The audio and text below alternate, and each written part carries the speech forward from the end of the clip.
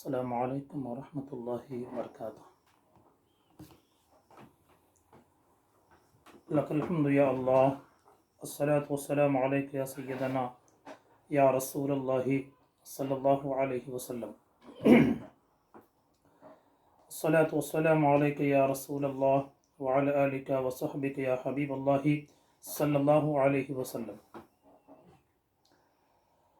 جب سے دیکھا ہے لباس بشری میں تم کو، جب سے دیکھا ہے لباس بشری میں تم کو، ہر فرشتے کی تمنا ہے کہ انسان ہو جائے۔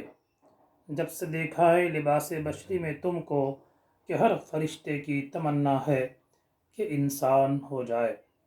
ہمارا سامعین، آپ کو مبارکباد ہو، اللہ تعالیٰ آپ کو جزائے خیر عطا فرمائے کہ اس دور پرفتن میں جب کہ اکثر لوگ، اکثر نوجوان اپنے ٹائم کو ناجائز کھیلوں میں اور بیکار باتوں میں گزار رہے ہیں، یہ سوشل میڈیا کا اکثر نوجوان غلط استعمال کرتے ہیں اور اس کا غلط فائدہ اٹھاتے ہیں۔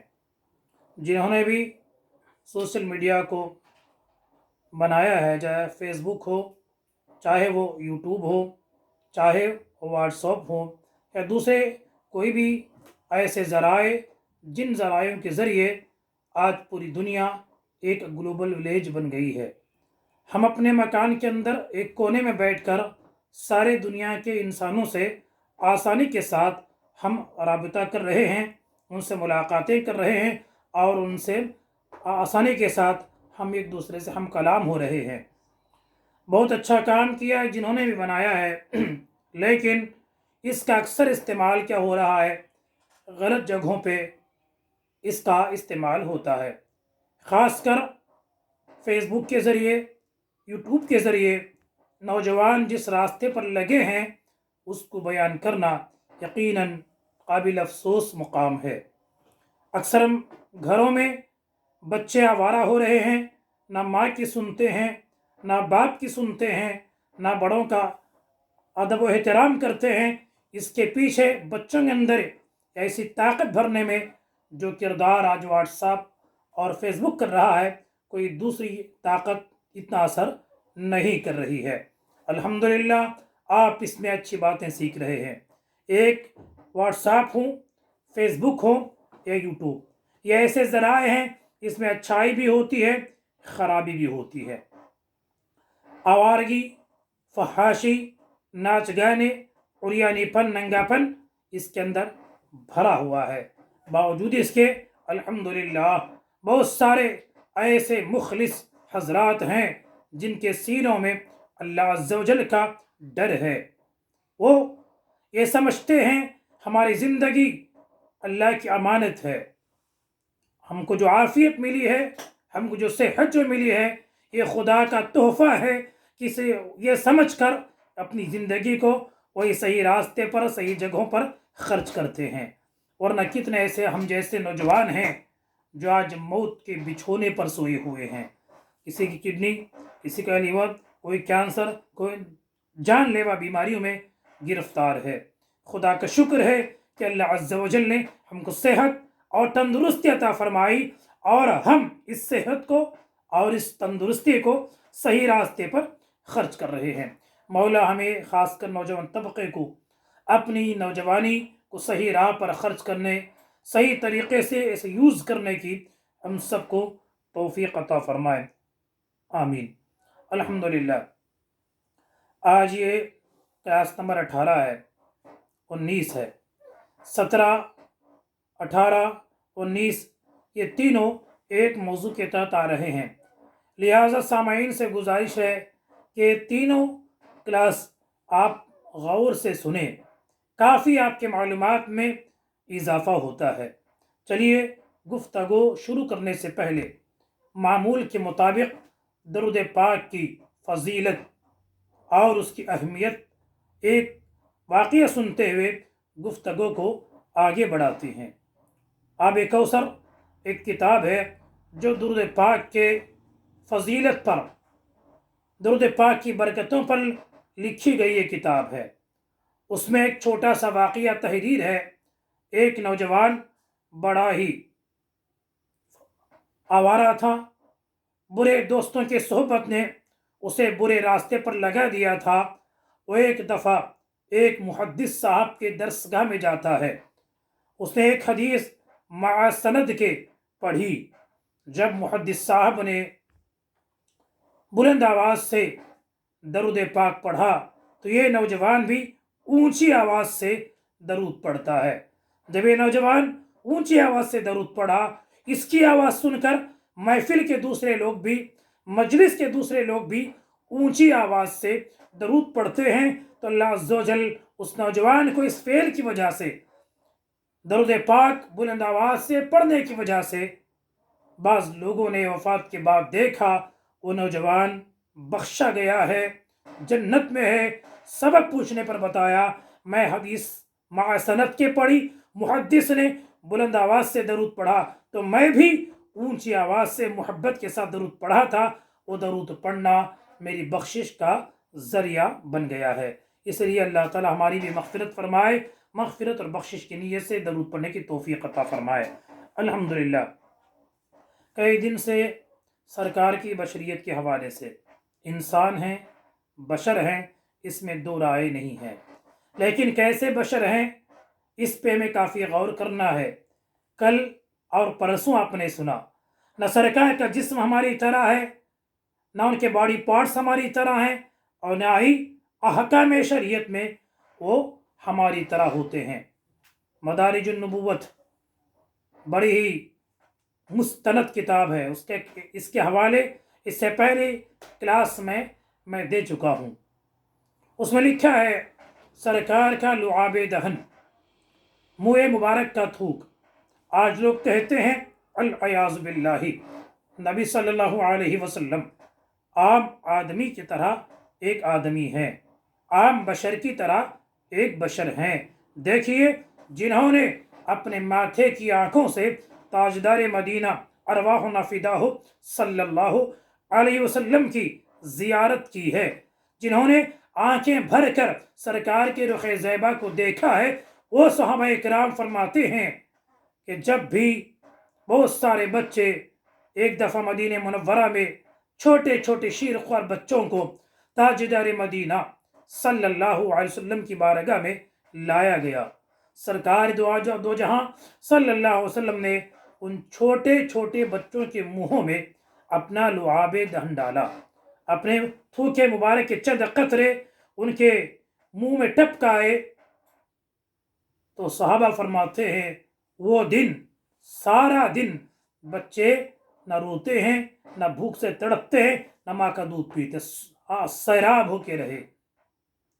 حضرت سیدنا علی ابن ابی طالب کی حدیث، یہ ان کا واقعہ بڑا مشہور ہے، تفصیل میں جاؤں تو جتنا وقت میں لے رہا ہوں سارا وقت اسی ایک واقعے کے پیچھے گزر سکتا ہے۔ میں آخر میں جو ہوا اس کے حوالے سے کچھ باتیں بتاؤں گا۔ فتح خیبر کے دن جب تاجدار مدینہ صلی اللہ علیہ وسلم خیبر کا قلعہ فتح کر رہے تھے، تو ٹائم میں ایک دن پہلے سید عالم صلی اللہ علیہ وسلم نے ارشاد فرمایا کل جھنڈا میں ایسے شخص کے ہاتھ میں دوں گا، اللہ اس کے ذریعے ہم کو فتح عطا فرمائے گا۔ سب لوگ چاہ رہے تھے میرا نمبر آئے گا، میرا نام آئے گا، میرے ہاتھوں میں دست مبارک سے جھنڈا عطا کیا جائے گا، لیکن تاجدار مدینہ صلی اللہ علیہ وسلم بلائے کسے؟ سیدنا مولا کائنات علی بن ابی طالب رضی اللہ تعالی عنہ کو بلایا۔ جب تاجدار مدینہ کی بارگاہ میں مولا کائنات حاضر ہوتے ہیں، دیکھا آشوب چشم ہے، آنکھ سے پانی بہ رہا ہے، آنکھ کے درد کی شکایت میں ہے، عرض کرتے ہیں یا رسول اللہ صلی اللہ علیہ وسلم آپ مجھے جھنڈا عطا کر رہے ہیں، میں آج جھنڈا اور علم اٹھانے کے قابل نہیں ہوں، اس لیے کہ آنکھ میں زیادہ تکلیف ہے۔ اس وقت اگر نبی ہماری طرح ہی ہوتے تو فرماتے ٹھیک ہے کل لے لینا، ایک کسی اور دوسرے کے حوالے کرتے، نہیں، تاجدار مدینہ صلی اللہ علیہ وسلم قریب بلاتے ہیں، اپنا لعاب دہن نکالتے ہیں، منہ کا پانی نکالتے ہیں، سرکار علی کے آنکھوں پر لگاتے ہیں تو فوراً چند سیکنڈوں کے اندر، چند منٹوں کے اندر وہ بیماری غائب ہو جاتی ہے، مکمل صحت اور مکمل تندرستی ملتی ہے۔ اسی طرح مدینہ منورہ کے بہت سارے کنویں تھے جہاں کا پانی کھارا تھا، پینے کے قابل نہیں تھا، اور بعض کنووں میں پانی اتنا قلیل تھا، اتنا کم تھا کہ صحابہ کرام کے لیے کافی نہیں تھا۔ صحابہ کرام علیہم رضوان سرکار کی بارگاہ میں شکایت کرتے ہیں کہ یا رسول اللہ صلی اللہ علیہ وسلم، مدینہ طیبہ کے بعض کنووں کا پانی ایسا ہے کہ وہ استعمال کے پینے کے لائق نہیں ہے، اس کا ذائقہ اچھا نہیں ہے۔ تب سرکار فرماتے ہیں اس کا پانی نکالو، تھوڑا پانی لایا، سرکار نے اس پیا اور اسی برتن میں کلی کیا، کلی کرنے کے بعد وہ پانی لے جا کر دوبارہ کنویں میں ڈالا گیا تو پانی میٹھا بھی ہو جاتا ہے، زیادہ بھی ہو جاتا ہے۔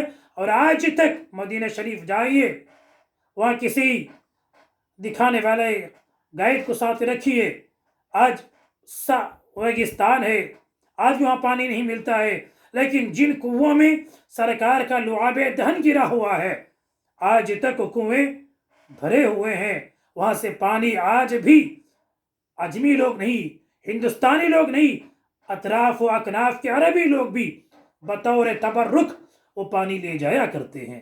تو معلوم ہوا سرکار کا جب لعاب دہن، ان کے منہ کا پانی ہماری طرح نہیں ہے تو پھر وہ ہماری طرح کیسے ہو سکتے ہیں؟ اسی طرح آنکھ مبارک کا اعجاز دیجئے، سرکار خود فرماتے ہیں اے میرے صحابہ، میرے پیچھے نماز پڑھتے ہو تو رکوع صحیح ڈھنگ سے کیا کرو، سجدے صحیح طور پر ادا کیا کرو، اس لیے کہ جس طرح میں سامنے دیکھا کرتا ہوں بیک وقت میں اسی طرح پیچھے بھی دیکھا کرتا ہوں۔ بحالت نماز میں تم میری اقتداء کرتے ہو، مجھ سے پہلے رکوع کرو گے، مجھ سے پہلے سجدہ کرو گے تو میں تمہاری اس حرکت کو دیکھتا ہوں۔ دیکھیے ہماری آنکھیں صرف آگے کی چیزیں دیکھتی ہیں، سرکار کی آنکھیں بیک وقت آگے بھی دیکھتی ہیں اور پیچھے بھی، دائیں بھی دیکھتی ہیں اور بائیں بھی۔ اسی طرح آنکھ کا ایک بہت بڑا اعجاز ہے، ہماری آنکھ دیکھتی ہے لیکن کہاں؟ روشنی میں، اجالے میں، جہاں اجالا ہوتا ہے، چاند کی چاندنی ہوتی ہے، سورج کی روشنی ہوتی ہے یا دیوار اور بلب کی روشنی ہوتی ہے، وہاں ہماری آنکھ دیکھنے کی طاقت رکھتی ہے۔ اندھیرے میں ہماری آنکھ کو یہ طاقت نہیں ہے کہ کوئی چیز دیکھ سکے، لیکن تاجدار مدینہ ارواحنا فداہ صلی اللہ علیہ وسلم کی یہ خاصیت تھی، یہ خاصہ تھا آپ کا کہ آپ اندھیرے میں ایسے ہی دیکھا کرتے تھے جیسے اجالے میں دیکھا کرتے تھے۔ سرکار کے گال، آپ کا رخ زیبا، صرف سرکار کے گال اور رخ پر، ان کے مبارک چہرے پر اگر گفتگو کرے انشاءاللہ پورا وقت اسی پہ لگ سکتا ہے۔ سب سے زیادہ حسین و جمیل اللہ عز و جل نے انبیاء اکرام علیہ السلام کو پیدا فرمایا ہے۔ یہ عقیدہ کا مسئلہ ہے، یاد رکھیے، حسب میں، نسب میں انبیاء سے بڑھ کر کوئی خوبصورت نہیں ہو سکتا ہے۔ تاجدار مدینہ صلی اللہ علیہ وسلم کی خوبصورتی کا یہ عالم تھا۔ صحابہ فرماتے ہیں جب صحابہ سرکار کے سامنے بیٹھ کر گفتگو فرماتے تھے تو صحابہ کے چہروں کا جو عکس ہوتا تھا وہ سرکار کے گال پہ دکھائی دیتا تھا۔ ام المومنین سیدہ صدیقہ رضی اللہ تعالی عنہا، ام المومنین عائشہ فرماتی ہیں سرکار صلی اللہ علیہ وسلم کے دانت مبارک سے روشنی نکلتی تھی، اگر کسی گھر میں سرکار پہنچ جاتے اندھیرے کمرے میں، سرکار کے داہنے مبارک سے جو شعاعیں نکلتی تھی اسے سارا گھر روشن ہو جایا کرتا تھا۔ اس لیے عزیزان ملت اسلامیہ، کسی بھی مسئلے میں ہم تاجدار مدینہ کے جس کی طرح نہیں ہو سکتے ہیں۔ ڈاکٹر اقبال کہتے ہیں، آج جو لوگ کہتے ہیں نبی ہماری طرح ہے، یہ اس لیے کہا جاتا ہے تاکہ مسلمانوں کے اندر سے نبی کی محبت کا جنازہ نکالا جائے، نبی سے مسلمانوں کا تعلق اور رشتہ توڑا جائے۔ ڈاکٹر اقبال آج سے پہلے یہودیوں کے اس طرز کو بھانپ چکے تھے، معلوم کر لیے تھے۔ ان کی پوری طاقت یہ ہے کہ مسلمان ان کے نبی سے دور ہو جائیں، اس لیے اقبال کہتے ہیں یہ فاقہ کش کے موت سے ڈرتا نہیں ذرا، یہ فاقہ کش کے موت سے ڈرتا نہیں ذرا، اس کے بدن سے روح محمد نکال دو۔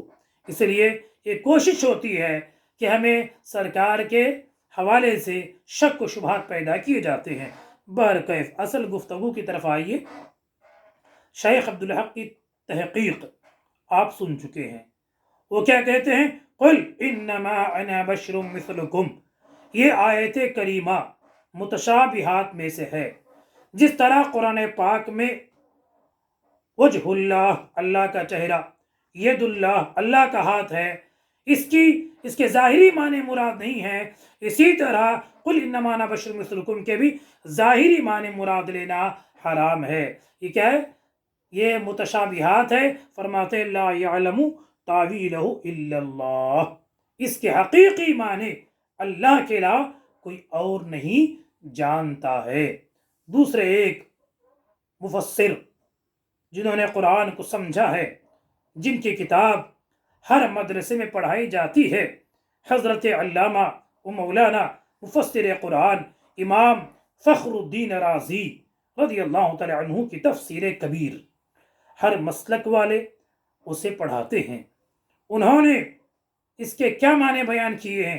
امر محمدن صلی اللہ علیہ وسلم بأن اسلک طریقۃ التواضع، کہ اس آیت کریمہ میں اللہ عز و جل نے محبوب کو تواضع کا طریقہ سکھایا ہے، عاجزی اور انکساری کا طریقہ سکھایا ہے۔ تواضع کسے کہتے ہیں؟ انکساری کسے کہتے ہیں؟ آپ اس کو میں آسان مثال سے میں سمجھاؤں۔ دیکھیے، ایک ملک کا وزیر اعظم یا وہاں کے وزیر اعلیٰ اپنی قوم کے سامنے کہتے ہیں اے قوم، میں تمہارا خادم ہوں، میں تمہارا نوکر ہوں۔ بتائیے اس طرح کے جملے کیوں کہہ؟ بادشاہ ہو کے کیا کہتا ہے؟ میں خادم ہوں، میں نوکر ہوں۔ اس کا مطلب یہ ہے کہ وہ خادم نہیں ہے، یہ ان کی عاجزی ہے، یہ ان کی انکساری ہے، یہ ان کا تواضع ہے۔ ایسے جملے بادشاہوں کی زبان سے ہم کو اچھے بھی لگتے ہیں، اس کا مطلب یہ نہیں ہے کہ کوئی پبلک یہ بولے کہ پی ایم صاحب نے کہا کہ میں تمہارا خادم ہوں، اور بولے کہ پی ایم نے کہا کہ تمہارا خادم ہوں، میں بھی رعایا ہوں، میں بھی پبلک میں رہتا ہوں، اس لیے پی ایم پرائم منسٹر میرا خادم ہے، اس طرح کہے اور خادم اسے نوکروں جیسا سلوک کرے، تو بتائیے کیا ایسے شخص معاف کیا جائے گا؟ ہرگز نہیں۔ ان کے جملے تواضع کے ہیں۔ اور آگے بڑھیے، حضور تاج الشریعہ کون نہیں جانتا ہے؟ آج پوری دنیا میں 3 کروڑ سے بھی زیادہ حضرت کے مریدین ہیں۔ علماء کرام کی اکثریت حضور تاج الشریعہ کے دامن کرم سے وابستہ ہے۔ ہندوستانی علماء نہیں، صرف پاکستانی علماء نہیں، عرب و عجم کے علماء حضور تاج الشریعہ سے مرید ہونے پر فخر محسوس کرتے ہیں۔ ان پہ عرب کے علماء کو ناز ہے کہ ہماری جماعت میں ہم کو تاج الشریعہ ملا ہے۔ اتنے بڑے فقیہ عصر، ولی کامل، مفسر قرآن حضرت حضور تاج الشریعہ رضی اللہ عنہ اپنے شجرے میں، سب کے پاس ان کا شجرہ ہے، فتوی کی کتابیں تو خاص لوگوں کے پاس ہوتی ہیں، شجرہ تو سب کے پاس ہے۔ کیا کہتے ہیں؟ فقیر اختر رضا خان۔ اسی طرح حضور اعلی حضرت کے فتوے لیجئے، فقیر عبد المصطفیٰ احمد رضا خان، حضور مفتی اعظم فقیر مصطفیٰ رضا خان۔ کسی بھی آپ عالم کی تحریر لیجئے، وہ نیچے کیا لکھتے ہیں؟ فقیر۔ تو اب یہ کہنا شروع کریں کہ حضور تاج الشریعہ نے خود اپنے کو فقیر کہا ہے، حضور مفسر اعظم نے اپنے آپ کو فقیر لکھا ہے، حضور مفتی اعظم نے اپنے آپ کو فقیر لکھا ہے، اس لیے ان کے چاہنے والے لکھیں فقیر اختر رضا خان۔ کیا قوم آپ کو معاف کرے گی؟ کیا آپ کے جملے پسند کیے جائیں گے؟ نہیں، قوم یہی کہے گی ان کا اپنے آپ کو فقیر کہنا، مسکین کہنا، یہ ان کی عاجزی ہے، ان کی انکساری ہے، دوسروں کو حق نہیں پہنچتا ہے کہ ہم اس طرح کے جملے استعمال کریں۔ ٹائم زیادہ ہو رہا ہے، اس لیے اللہ عز و جل بھی اپنے محبوب صلی اللہ علیہ وسلم کو سارے علوم عطا فرمائے۔ علمک ما لم تکن تعلم، آدم علیہ السلام کے علم سے لے کر سب کے علم۔ تفسیر میں لکھا ہے، تفسیر جلالین پڑھنے والا بچہ بھی یہ جانتا ہے کہ حضرت آدم علیہ السلام کو اللہ نے 6 لاکھ زبانیں عطا فرمائی تھی۔ کتنی زبانیں جانتے تھے؟ 6 لاکھ زبانیں جانتے تھے۔ مفسرین فرماتے ہیں یہ 6 لاکھ علم ہمارے نبی کے علم کے سامنے ایک قطرہ ہے۔ کتنا؟ ایک قطرے کے برابر ہے۔ اس لیے تمام نبیوں کا علم ایک طرف تو تاجدار مدینہ کا علم ایک طرف ہے۔ اس لیے اللہ عز و جل نے بطور تواضع فرمایا، اے میرے محبوب صلی اللہ علیہ وسلم، آپ کو میں نے سید الانبیاء بنایا ہے، شفیع المذنبین بنایا ہے، اولین اور آخرین کا علم عطا فرمایا ہے۔ اس کے باوجود آپ اپنی امتوں سے کہیں قل انما انا بشر مثلکم، میں تمہاری طرح بشر ہوں۔ ورنہ یہ بھی اندیشہ تھا۔ وقت ہو گیا ہے، انشاءاللہ گفتگو ختم کر رہا ہوں کہ سب سے پہلے بشر کس نے کہا ہے۔ قرآن پڑھ لیں گے، آپ کو معلوم ہوگا انبیاء علیہ السلام کو، رسولوں کو سب سے پہلے بشر کہنے والا ابلیس ہے۔ کفار ہیں، قوم عاد و سمود کی قومیں ہیں، یہ مسلمانوں کا طریقہ نہیں ہے۔ اس لیے انشاءاللہ بقیہ تفصیل ہے، کل سنیں گے۔ اس لیے آپ حضرات سے گزارش ہے کلاس نمبر 17، 18 اور 19 کو غور سے سنیں۔ اللہ آپ سب کے ایمان کی، عقیدے کی حفاظت فرمائے اور ہم سب کو صحیح طریقے سے قرآن سمجھنے اور صحیح طریقے سے جو قرآن سمجھاتے ہیں ان کے ساتھ رہنے کی توفیق عطا فرمائے۔ آپ ہمارے لیے دعا کریں، خاص کر ہمارے ادارہ القادثہ جو مختلف علوم پر بچوں کو پڑھا رہا ہے، سینکڑوں بچے پڑھتے ہیں۔ آپ کا تعاون، آپ کی مدد ہمارے ادارے کی جان ہے، اسے یاد رکھیے۔ السلام علیکم ورحمۃ اللہ وبرکاتہ۔